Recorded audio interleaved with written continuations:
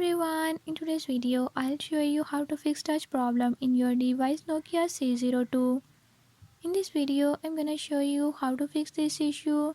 Before move to the video, if you are new to my channel, don't forget to subscribe and hit the bell icon. Watch complete video and learn how you can do it. Let's get started.